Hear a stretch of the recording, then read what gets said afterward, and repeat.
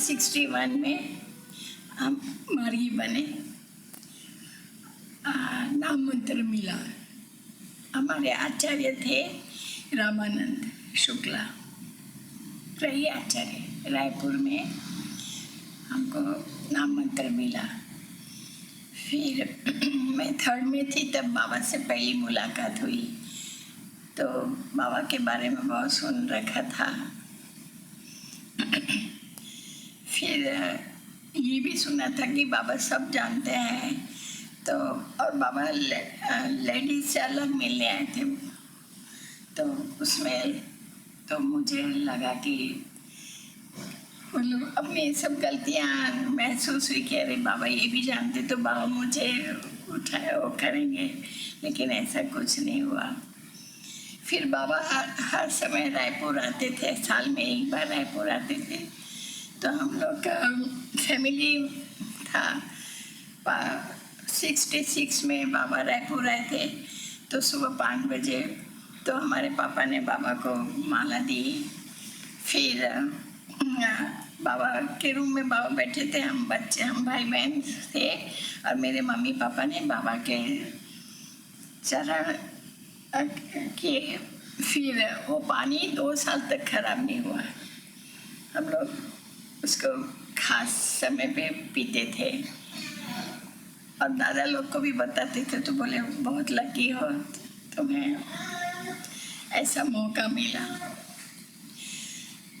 उसके बाद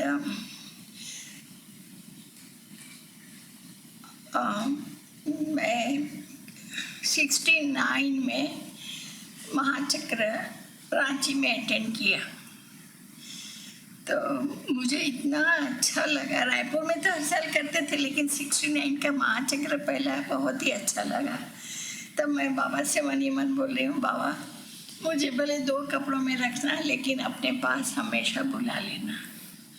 तो बाबा ने वो इच्छा पी 69 to 90।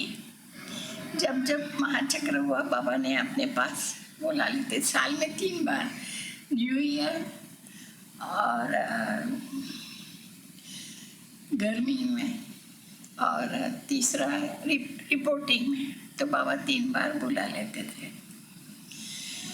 फिर हम लोग को VSS की ड्यूटी मिली थी, तो 69 में VSS की ड्यूटी मिली, तो मुझे गेट पे ड्यूटी मिली। और उसी दिन तीसरे दिन वाराबाई मुद्रा का दृश्य रहता है, तो मुझे गेट पे खड़ा कर दिया।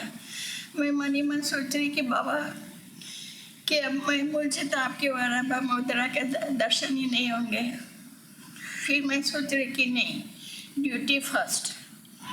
तो फिर वहाँ ड्यूटी में मुझे लगा मैं भी संघर्ष खत्म करूँ। फिर मन में आता था नहीं ड्यूटी, तो मैं एकदम ड्यूटी पे अलर्ट थी। फिर गुरु पूजा हुई, बाबा ने वाराबाई मुद्रा दृश्य दिया, तो इतने दूर से तो दिखने का सवाल ही नहीं, लेकिन वो स्पेशल बाबा ने मुझे वाराबाई मुद्रा का दिखाया। उतना तो कभी बहुत मौके मिले वाराबाई मुद्रा के, लेकिन वो दृश्य हमेशा रहा।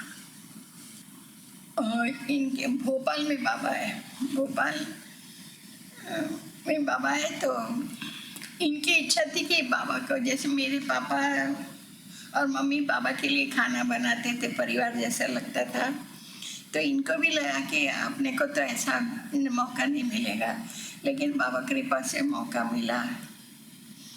दादा बोले बाबा भोपाल में आ रहे हैं, मेरे को बाबा का खाना बनाना है, और ये इसके बॉडीगार्ड बनेंगे। तब चेतना 2 साल की थी, तो बाबा जब जनरल दर्शन के लिए आते थे, तो ये बाबा के बॉडीगार्ड थे, और चेतना 2 साल की थी, तो वो मैं बैठी से सामने तो बार बार जाती। तो मैं सोच रही ये बाबा के भी अट्रैक्शन, और उसके पापा भी वहाँ है, इसलिए ये बार बार जाती। तो फिर मैं वहाँ से बाहर निकल गई, डिस्टर्ब ना हो सक करके। तो वहाँ एक लेडी थी, वो भी ना रो रही थी, क्योंकि उसका बच्चा रो रहा था, तो सबको डिस्टर्ब ना हो, इसलिए वो लेडी भी मेरे साथ बाहर थी। तो बहुत दुखी थी कि बच्चों के कारण बाबा के दर्शन नहीं होते। मैं बोली कि ये भी सब है ना बाबा का खेला है, तो अपने को इसका वरी नहीं होना है। लेकिन उसको जब तक अपने मन के अनुसार समाधानजनक आंसर नहीं मिलता है तो आदमी सेटिस्फाई नहीं होता है। तो वो दुखी थी। इतने में बाबा का स्पीच ख़त्म होके बाबा बाहर आए तो उस लेडी से बात की, मेरे से बात की, चेतना को गाल पे हाथ लगाया। तो फिर वो लेडी फिर रोने लगी कि देखो ये मतलब बाबा की इच्छा रहे तो बाबा स्पेशल दर्शन दे रहे थे। फिर बाबा हमेशा हमको बुला लेते थे। उसके बाद बाबा जेल से छूटे थे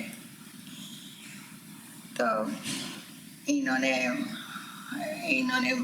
रेडियो में सुन लिया था कि बाबा जेल से छूट गए।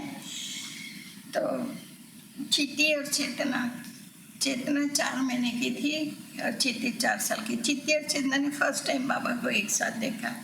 हम लोग जेल सुनने गए तो बाबा ने इनको बोला कि तुम तो रेडियो में सुन लिए थे जी और तुम निकल गए, देखा भी नहीं कि बारिश हो रही। तब तक इतनी बाबा जेल से छूटे तब जुलाई अगस्त था, इतना बारिश था तो हम लोग के तो घुटने तक पानी आता था। हम दोनों बच्चों को लेके वहाँ फिर धर्म समीक्षा में इनको हम लोग 8 दिन की छुट्टी ली। फिर छुट्टी होने हुई लेकिन बाबा से ये 7 साल से मिले ही नहीं थे तो इनको लगा कि बाबा से तो मिले नहीं तो इन्होंने छुट्टी और बढ़ाई। फिर बाबा के साथ फील्ड वॉक में जाने का इनको मौका मिला तो इनके माइंड में था कि बाबा तो सब भूल गए होंगे क्योंकि 7 साल से बाबा से टच में ही नहीं रहे। तो जैसे और उस समय मार्गी आगे बढ़ता था, दादा बाबा के साथ बैठते थे। लेकिन उस दिन ऐसा हुआ कि दादा आगे बैठे और ये बाबा के साथ में बैठे। तो जैसे गाड़ी चलने लगे बाबा ने बोला, निशिका तुम तो भोर में ही सुन के निकल पड़े थे। तो और इनको लगा कि हाँ बाबा भूले नहीं। और बाबा बोले कि परमात्मा कभी कुछ भूलते नहीं हैं। तो इनको बड़ा अच्छा लगा। फिर बाबा बोले नागदा से कौन कौन आए? तो बोले मैं आया हूँ, संध्या आई है, चिट्टी आई और चेतना। तो लेकिन उसका नाम नहीं है। तो बाबा बोले हो जाएगा जी। फिर शाम को दादा आके बोले कि बाबा ने चेतना का नाम दिया है। बहुत अच्छा लगा। उसके बाद धर्म समीक्षा, ऐसे तो बहुत मौके मिलते रहते थे बाबा से दादी गाने के। फिर धर्म समीक्षा हुई तो हम लोग महाचक्र से लौटे थे। तो और मेरी मदर इन लॉ हॉस्पिटलाइज थी तो मैं ये जा रहे थे तो मैं बोली मुझे भी ले चलो। ये बोले मम्मी हॉस्पिटलाइज है और मैं आता हूँ। तो फिर ये गए। फिर इनको इतनी अच्छी लगी इनकी धर्म समीक्षा का वर्णन तो किया ही है। फिर वापस आए और मेरे को लेके, वहाँ बच्चों को अलाउ नहीं था, मेरे 3 बच्चे थे छोटे, तो उनको मेरी मम्मी के पास रायपुर छोड़ा। फिर रायपुर से हम लोग कलकत्ता में मेरी धर्म समीक्षा के लिए गए। वहाँ तब तक इतनी भीड़ हो गई थी कि कोई आ ही नहीं रहा था। फिर मेरा नंबर आया। मेरे को बच्चा मेरा वहाँ बीमार हो गया था तो मेरे को मानसी को हुआ कि वो बच्चा परेशान है, मैं और नंबर नहीं आ रहा है। उधर नंबर के लिए मैं लाइन में लगती तो करुणा दीदी वो बोलती कि हम तुम्हारा नंबर आएगा तब हम तुमको बुला लेंगे, जाओ अभी। सुबह दोपहर शाम यही करती रहती। मुझे बड़ा अपमान लगता था। और इधर ये बोलते थे कि नहीं तुम लगी रहो।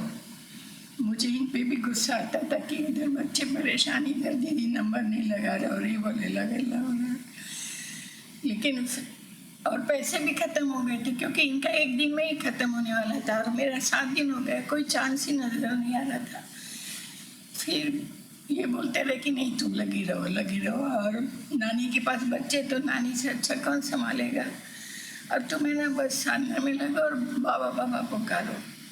फिर क्या मरता गाना करता मैं वही करती रही तो धीरे धीरे माइंड सूक्ष्म होता गया और फिर कोई आशा नहीं थी। इतना न्यूट्रल माइंड हो गया था कि धर्म समीक्षा हो ना हो कोई फर्क नहीं पड़ता है, ऐसा करके। और दीदी भी फिर बोलते थे फिर आ गई तुम, फिर आ गई। तो मुझे दीदी की बातों का भी कोई बुरा नहीं लगता था। फिर एक बार दादा ने बोला कि दीदी को इशारा किया कि उसको कुछ मत बोलो, और फिर मेरा नंबर आया। तो हम लोग 20 लोग थे, 5 लेडीज थी और 20 जेंट्स, 20 जेंट्स और 5 लेडीज थी।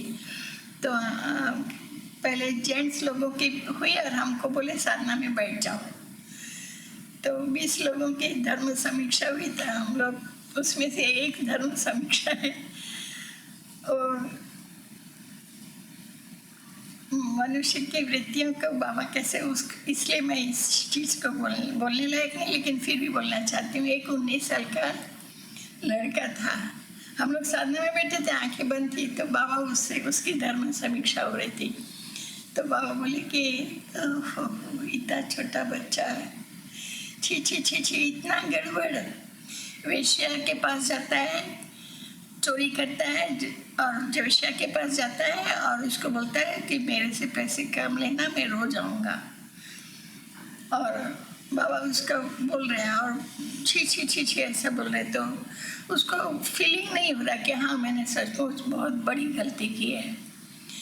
तो फिर बाबा जेस को बोलते, जेस कैंची लाओ, उसका काट डालो।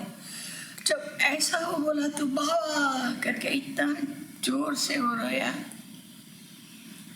तो ये सब बातें हम लोग आंखें बंद करके सुन रहे हैं। फिर बाबा ने जितना जोर से डांटा था ना, उतना ही जोर से प्यार से बोला, बाबा की गोद में बैठोगे, आ जाओ आ जाओ। तो बाबा का वो जो शब्द था इतना मार्मिक था कि मैं बाबा से मन ही मन बोला कि आपने तो हमको आंखों बंद करने का बोला है, लेकिन मैं ये महामिलन देखना चाहती हूँ। तो मैंने आंखें खोली, मुझे ना वो लड़के का रूप दिखा दिया, लेकिन एक दिव्य रूप बाबा का दिखाई दिया। उसके बाद 19 अक्टूबर में और चिट्टी की शादी 90 में हुई। तो उसमें भी प्रॉब्लम आई कि क्योंकि वो कौम्पेला ब्राह्मण, लगाटे ब्राह्मण, और चिट्टी की शादी का हुआ। तो शादी का टाइम आया तो आधी शादी हुई, फिर बाबा आ रहे, तो मुझे लगा कि बाबा की इच्छा नहीं हुई इसलिए शादी बंद हो जाएगी। तो बाबा की जैसी मर्जी, चिट्टी के बोल रहा था कि मार्गी विधि में कोई भी प्रॉब्लम आएगी तो हम शादी को इन्वॉल्व नहीं होंगे, लेकिन बाबा की इच्छा थी। तो वो फिर आधी शादी, बाबा जाने के बाद फिर आधी शादी हुई। तो चलो बाबा की इच्छा, और चिट्टी को बाबा ने आशीर्वाद भी दिए। फिर दिसंबर में शादी नहीं, 3 जून को शादी हुई थी चिट्टी की। फिर जुलाई अगस्त में हमने बोला कि हम लोग चिट्टी के ससुराल से जा रहे, तो मैं बोली कलकत्ता चलते हैं, बाबा से मिल लेते हैं, चिट्टी का भी मुलाकात हो जाएगा, चलते हैं। तो ये बोले कि नहीं जमाया, बाबा की इच्छा होगी, नहीं जम पाया।